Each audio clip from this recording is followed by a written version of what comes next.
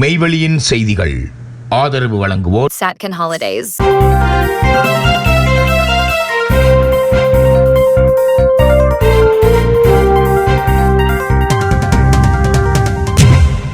வணக்கம். மெய்வெளியின் செய்திகள் வாசித்தளிப்பவர் சாம் பிரதீபன். முதலில் இலங்கை செய்திகள்.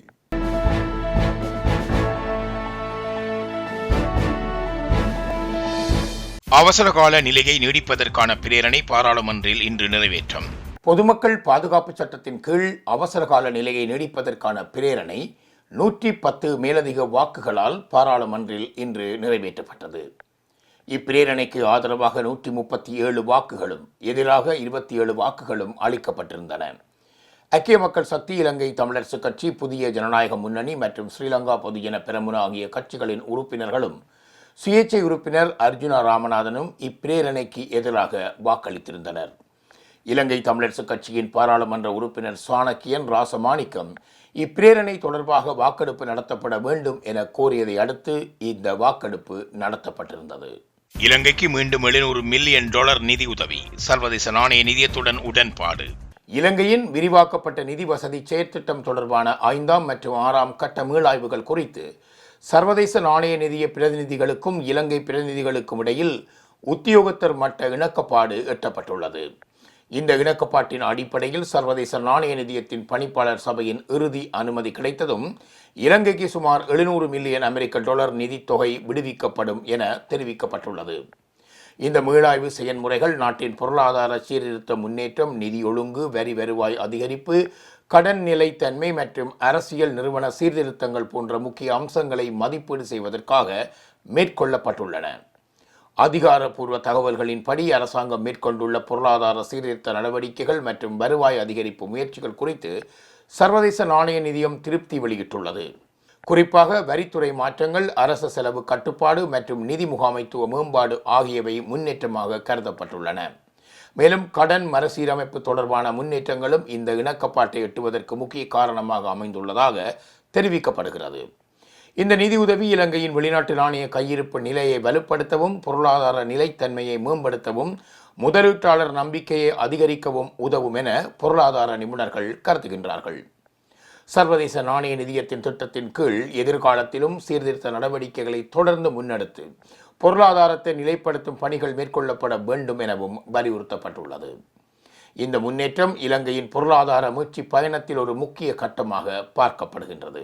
தேசிய மக்கள் சக்தி அரசாங்கம் மொசாட் மற்றும் அமெரிக்காவிற்கு ஆதரவு, குற்றம் சாட்டுகிறது ஸ்ரீலங்கா முஸ்லிம் காங்கிரஸ். தேசிய மக்கள் சக்தி அரசாங்கம் இஸ்ரேலின் மொசாட் மற்றும் அமெரிக்கா என்பனவற்றிற்கு ஆதரவாக செயற்படுவதாக ஸ்ரீலங்கா முஸ்லிம் காங்கிரசின் பொதுச் செயலாளரும் நாடாளுமன்ற உறுப்பினருமான நிசாம் காரியப்பர் தெரிவித்துள்ளார். நாடாளுமன்றில் உரையாற்றிய போது அவர் இதனை கூறியிருந்தார். ஈரான் மக்களும் ஈரான் தலைவர்களும் இன்று உலகம் முழுவதும் முஸ்லிம் தாயை தலைநிமிர செய்துள்ளார்கள் என அவர் குறிப்பிட்டுள்ளார். அந்த தலைவர்களுக்கும் அந்த மக்களுக்கும் தலை வணங்குவதாக அவர் குறிப்பிட்டுள்ளார். தங்களது உயிரையும் தியாகம் செய்வதற்கு தயாராக அவர்கள் மனித சங்கிலியாக வந்திருந்தார்கள் என அவர் குறிப்பிட்டுள்ளார். தங்களது சுயமரியாதைக்காகவும் தங்களது நாட்டுக்காகவும் ஈரான் மக்கள் வெளிப்படுத்திய தியாகத்தை காணும் போது வெட்கமாக உள்ளது என தெரிவித்திருந்தார். முஸ்லிம்களாக இருந்தும் இந்த அநீதிக்கு எதிராக எந்தவித குரலும் கொடுக்கவில்லை என்பது வெட்கப்பட வேண்டிய விடயம். இந்த குற்ற உணர்வு தங்களை வாட்டுவதாக அவர் தெரிவித்திருந்தார். குறைந்தபட்சம் ஈரானிய மக்களுக்காக நோன்பு நோக்கவில்லை எனவும் உலமாக்கள் எதனையும் செய்யவில்லை எனவும் அவர் குற்றம் சுமத்தியுள்ளார். அமெரிக்காவை மகிழ்வித்து தங்களது சுயமரியாதையை இழக்கும் முஸ்லிம் நாடுகள் அமெரிக்காவினால் ஒரு நாள் கைவிடப்படும் என எச்சரிப்பதாக அவர் தெரிவித்துள்ளார். இந்த அரசாங்கம் வாய்மொழி மூலம் ஈரானுக்கு ஆதரவு வழங்குவதாக தெரிவித்தாலும் ரகசியமாக மொசாட்டுக்கும் அமெரிக்காவிற்கும் உதவி வருவதாக குற்றம் சுமத்தியுள்ளார். அரசாங்கத்தில் 10 தொடக்கம் 13 முஸ்லிம்கள் முஸ்லிம் நாடாளுமன்ற உறுப்பினர்களாக இருந்த போதிலும் அமெரிக்காவையும் மொசாட்டையும் கண்டிக்க முடியாதிருப்பதாக நிசாம் காரியப்பர் குற்றம் சுமத்தியுள்ளார். வட்டுக்கோட்டை தீர்மானத்தின் 50ஆம் ஆண்டு நினைவாக மே 30 நினைவு எழுச்சி மாநாடு. வரலாற்று சிறப்புமிக்க வட்டுக்கோட்டை தீர்மானத்தின் 50ஆம் ஆண்டு நினைவாக 2026 மே 30 தந்தை செல்வா அரங்கில் ஒரு நினைவு எழுச்சி மாநாடு நடைபெற உள்ளதாக ஏற்பாட்டுக்குழு தெரிவித்துள்ளது. யாழ் ஊடக அமையத்தில் இடம்பெற்ற ஊடகவியலாளர் சந்திப்பின் போதே அவர்கள் இவ்வாறு தெரிவித்திருந்தனர். 1976ஆம் ஆண்டு ஈழத்தமிழ் இனத்தின் வரலாற்று இறைமையின் அடிப்படையில் அரசியல் அபிலாசைகளாக முன்னெடுக்கப்பட்ட வட்டுக்கோட்டை தீர்மானம் தமிழர் மக்களின் ஒருமித்த மற்றும் ஜனநாயக அரசியல் விருப்பத்தின் வெளிப்பாடாக அமைந்தது. 50 ஆண்டுகள் கடந்த பின்னரும் அதன் அடிப்படை கோரிக்கைகளும் கொள்கைகளுமே தமிழின விடுதலை பாதையின் அடிநாதமாகவும் அடித்தளமாகவும் உள்ளது. இந்த மாநாட்டில் கல்வியலாளர்கள், மாணவர்கள், அரசியல் தலைவர்கள், சமூக அமைப்புகள் மற்றும் சர்வதேச பங்கேற்பாளர்கள் கலந்து கொள்கின்றார்கள். கலந்துரையாடல்கள் மற்றும் கருத்தரங்குகள் மூலம் தீர்மானத்தின் அரசியல், சட்ட மற்றும் தமிழினத்தின் இறைமையின் பரிமாணங்கள் ஆராயப்படும். இந்நிகழ்வில் கலந்து கொண்டு தமிழ் மக்களின் அபிலாஷையை வெளிப்படுத்த பொதுமக்கள், மாணவர்கள், தமிழ் அரசியல் செயற்பாட்டாளர்கள், ஊடக பிரதிநிதிகள், கொள்கை வடிவமைப்பாளர்கள் மற்றும் சர்வதேச சமூகத்தினரை ஏற்பாட்டாளர்கள் அன்புரிமையுடன் அழைக்கின்றனர். குறித்த ஊடக சந்திப்பில் தவத்திரு வேலன் சுவாமிகள், அருட்தந்தை அகஸ்டின் அடிகளார், அருட்பணி ஜெகதாஸ் அடிகளார் மற்றும் இதயராஜ் ஆகியோர் கலந்து கொண்டனர். விசாரணைகள் தீவிரமடையும் போது கம்பன்வில பதற்றம் அடைவது சந்தேகத்தை ஏற்படுத்துகிறது. அமைச்சர் விஜித ஹேரத் தெரிவிப்பு.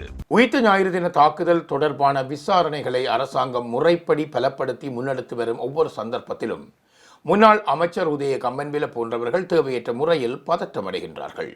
இது மக்கள் மத்தியில் சந்தேகத்தை ஏற்படுத்துவதாக பதில் அமைச்சரவை பேச்சாளர் அமைச்சர் விஜித ஹேரத் தெரிவித்தார்.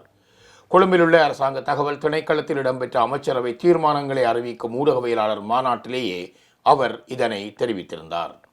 இது தொடர்பில் அவர் மேலும் தெரிவிக்கையில், உயிர்த்த ஞாயிறு தாக்குதல் குறித்து உண்மையான விசாரணைகளை முன்னெடுக்க அரசாங்கம் நடவடிக்கை எடுக்கும் போதெல்லாம் உதய கம்பன்வில போன்றவர்கள் கடும் கலக்கமடைவதை காண முடிகின்றது.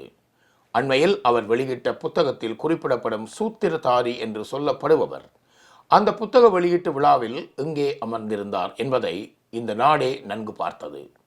வெறும் புத்தகங்களை வெளியிடுவதன் மூலம் உண்மையான குற்றவாளிகளை மறைத்துவிட முடியாது. நீதிமன்றத்தின் மூலம் இது தொடர்பான இறுதி தீர்மானம் எட்டப்படும் வரை இவ்வாறான புத்தக வெளியீடுகள் மற்றும் கருத்துக்கள் விசாரணைகளை திசை திருப்பும் முயற்சியாகவே அமையும். குறிப்பாக சுரேஷ், சலை போன்றவர்கள் கைது செய்யப்பட வேண்டும் என்ற கோரிக்கைகள் எழும் போதெல்லாம் இவர்களே முன்னின்று பதற்றமடைகிறார்கள். இவர்களின் இத்தகைய செயற்பாடுகள் தான் பொதுமக்கள் மத்தியில் பெரும் சந்தேகங்களை வலுக்கச் செய்கின்றன. தாக்குதலுக்கு பின்னணியில் உள்ள உண்மையான சக்திகளை கண்டறியும் வரை அரசாங்கம் தனது விசாரணைகளை கைவிடாது. பாதிக்கப்பட்ட மக்களுக்கு எமது ஆட்சியில் நிச்சயம் நியாயம் வழங்கப்படும் என்று தெரிவித்திருந்தார். வடக்கு ரயில் சேவை இன்று முதல் ஆரம்பம். திருத்தப் பணிகளின் பின்னர் வடக்கு ரயில் பாதையில் யாழ்ப்பாணம் மற்றும் காங்கேசன்துறை வரையான ரயில் சேவைகள் இன்று முதல் மீண்டும் ஆரம்பிக்கப்படுவதாக ரயில்வே திணைக்களம் அறிவித்துள்ளது. இதற்கமைய யாழ்ப்பாணம் நகரிடை ரயில் மற்றும் யாழ்ப்பாண இரவு தபால் ரயில் ஆகியன இன்றைய தினம் முதல் தமது சேவைகளை முன்னெடுக்க உள்ளன. அத்துடன் யாழ்தேவி ரயில் நாளை முதல் தினசரி சேவையில் ஈடுபடுத்தப்பட உள்ளதாக திணைக்களம் மேலும் குறிப்பிட்டுள்ளது. கடந்த காலங்களில் தீவை தாக்கிய டித்வா சூறாவளி காரணமாக வடக்கு ரயில் பாதையின் 14 இடங்களுக்கு பலத்த சேதங்கள் ஏற்பட்டிருந்தன. இதனால் தற்காலிக சீரமைப்பு பணிகள் மேற்கொள்ளப்பட்டு கடந்த ஆண்டு டிசம்பர் 24 முதல் வேக கட்டுப்பாடுகளுடன் சில ரயில்கள் மட்டும் இயக்கப்பட்டு வந்திருந்தன. எனினும் ஜனவரி 19 முதல் ரயில் சேவைகள் மீண்டும் தற்காலிகமாக நிறுத்தப்பட்டன. தற்போது சேதமடைந்த 14 இடங்களும் நிரந்தரமாக புனரமைக்கப்பட்டுள்ளதை அடுத்து இன்றைய தினம் முதல் வழமை போன்று ரயில் சேவைகளை முன்னெடுக்க திட்டமிடப்பட்டுள்ளதாக ரயில்வே திணைக்களம் சுட்டி காட்டியுள்ளது. செய்திகளில் இனி வருவன இந்திய செய்திகள். Discover the magic of Sri Lanka with Satkin Holidays. From breathtaking beaches to ancient temples, we offer curated travel itineraries for every kind of traveler. Our experts design the perfect journey, tailored to your needs and interests, ensuring you make the most of your time in Sri Lanka. Experience Sri Lanka's vibrant culture, pristine nature, and world-class hospitality with Satkin Holidays. Book your unforgettable adventure today with Satkin Holidays.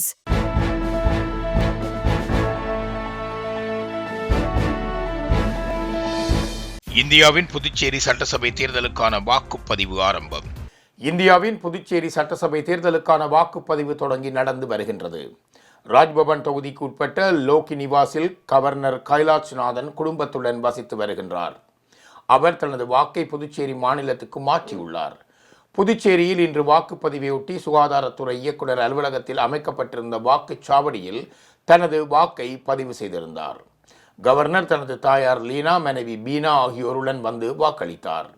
கவர்னரின் தாயார் லீனா சக்கர நாற்காலியில் வந்து வாக்களித்திருந்தார். வாக்களித்த பின் governor Kailashnathan கூறும் போது, ஜனநாயகத்தை காக்க அனைவரும் வாக்களிக்க வேண்டும், வாக்களிப்பது நம் அனைவரினதும் கடமை என கூறினார். புதுச்சேரி முதலமைச்சர் ரங்கசாமி இந்திரா நகர் தொகுதிக்கு உட்பட்ட திலாசுப்பேட்டை பிள்ளையார் கோவில் வீதியில் வசித்து வருகிறார்.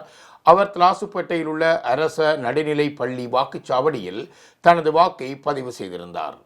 இதற்காக அவர் தனது வீட்டிலிருந்து மோட்டார் சைக்கிளில் வந்திருந்தார். அமைச்சர் நமச்சிவாயம் தனது மனைவியுடன் சென்று திருக்கனூர் அரசு பாடசாலையிலும், மாநில காங்கிரஸ் தலைவர் வைத்தியலிங்கம் நெட்டப்பாக்கம் மடுகரை அரச நடுநிலை பாடசாலையிலும், அதிமுக மாநில செயலாளர் அன்பழகன் ரயில் நிலையம் எதிரேயுள்ள குபேர் திருமண மண்டபத்திலும், லஜக தலைவர் ஜோஸ் சார்லஸ் மார்டின் ரெட்டியார்பாளையம் இமாக்குலேட் பாடசாலையிலும் தங்கள் வாக்குகளை செலுத்தினர். எந்த வேட்பாளரும் உள்ளே வராதீர்கள், அதிரடி போஸ்டர் ஒட்டிய ஊர் மக்கள், குழப்பத்தில் அரசியல் கட்சிகள். தமிழக சட்டமன்ற தேர்தல் வருகிற 23ஆம் தேதி நடைபெற உள்ள நிலையில் அரியலூர் மாவட்டம் ஜெயங்கொண்டம் தொகுதியில் தேர்தல் களம் சூடுபிடிக்க தொடங்கியுள்ளது. இத்தொகுதியில் திமுக, பாமக, நாம் தமிழர் கட்சி மற்றும் தமிழக வெற்றிக் கழகம் உள்ளிட்ட 21 வேட்பாளர்களின் மனுக்கள் ஏற்றுக்கொள்ளப்பட்டுள்ளன. வேட்பு மனுக்களை திரும்பப் பெற இன்று கடைசி நாள் என்பதால் இறுதி வேட்பாளர் பட்டியல் இன்று வெளியானது. இதற்கிடையில் அரசியல் கட்சியினர் தங்கள் பிரச்சாரத்தை தீவிரப்படுத்தியுள்ளனர். இந்த சூழ்நிலையில் ஜெயங்கொண்டம் ஒன்றியத்தைச் சேர்ந்த பிச்சனூர் ஊராட்சி பொதுமக்கள் ஒட்டியுள்ள ஒரு போஸ்டர் பெரும் பரபரப்பை ஏற்படுத்தியுள்ளது. தங்களுக்கு சாலை, குடிநீர், மின்விளக்கு மற்றும் வடிகால் போன்ற அடிப்படை வசதிகளை கடந்த 5 ஆண்டுகளாக செய்து தராததை கண்டித்து தேர்தலை புறக்கணிக்கப் போவதாக மக்கள் அறிவித்துள்ளனர். வாக்கு கேட்டு வேட்பாளர்கள் யாரும் ஊருக்குள் வர வேண்டாம் என தெரிவித்துள்ள இந்த போஸ்டர் வேட்பாளர்கள் மற்றும் அதிகாரிகளிடையே அதிர்ச்சியை ஏற்படுத்தியுள்ளது. செய்திகளில் தொடர்வன உலகச் செய்திகள்.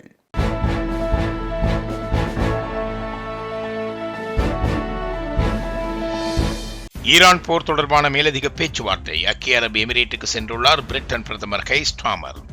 பிரிட்டன் பிரதமர் கீர் ஸ்டார்மர் ஈரான் போர் தொடர்பான மேலதிக பேச்சுவார்த்தைகளுக்காக ஐக்கிய அரபு எமிரேட்டுக்கு சென்றுள்ளார்.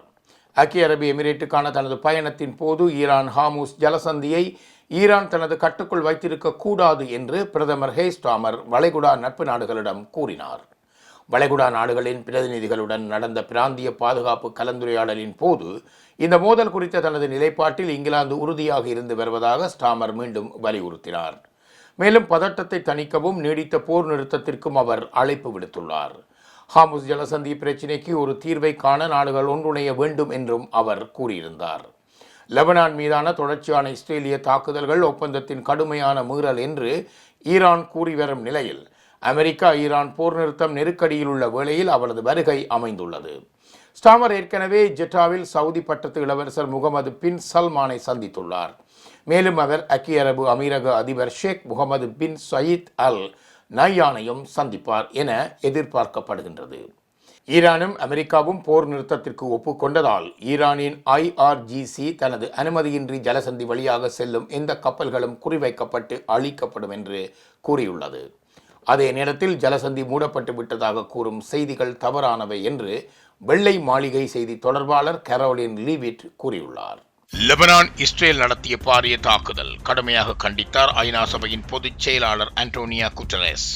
லெபனான் முழுவதும் இஸ்ரேல் நடத்திய பாரிய தாக்குதல்களை ஐக்கிய நாடுகள் சபையின் பொதுச் செயலாளர் ஆண்டோனியோ குட்டரஸ் கடுமையாக கண்டித்துள்ளார்.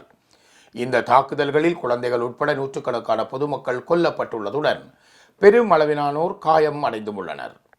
பொதுச் செயலாளர் சார்பில் அறிக்கை ஒன்றை வெளியிட்ட அவரது ஊடக பேச்சாளர் ஸ்டீபன் டுஜாரிக் பொதுமக்களின் உயிரிழப்புகளை பொதுச் செயலாளர் கடுமையாக கண்டிப்பதுடன் நாளுக்கு நாள் அதிகரித்து வரும் பொதுமக்களின் மரணங்கள் குறித்து அவர் மிகுந்த கவலை கொண்டுள்ளார் என தெரிவித்துள்ளார்.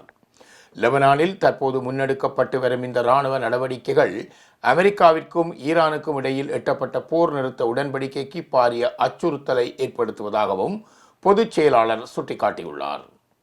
உடனடியாக அமுலுக்கு வரும் வகையில் மோதல்களை நிறுத்துமாறு அனைத்து தரப்பினரிடமும் அவர் மீண்டும் கோரிக்கை விடுத்துள்ளார். மேலும் இந்த மோதலுக்கு எந்த ஒரு இராணுவ தீர்வும் கிடையாது என்பதையும் அந்த அதிகாரப்பூர்வ அறிக்கையில் அவர் வலியுறுத்தியுள்ளார். இத்துடன் மெய்வெளியின் செய்திகள் நிறைவு பெறுகின்றன.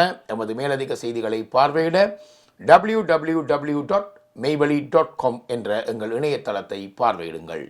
மேலும் மெய்வெளி ஆப்பையும் தரவிறக்கம் செய்து கொள்ளுங்கள். வணக்கம்.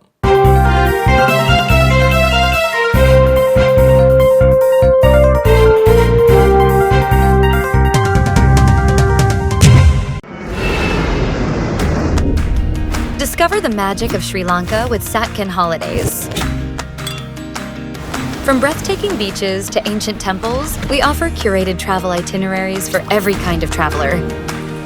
Our experts design the perfect journey, tailored to your needs and interests, ensuring you make the most of your time in Sri Lanka.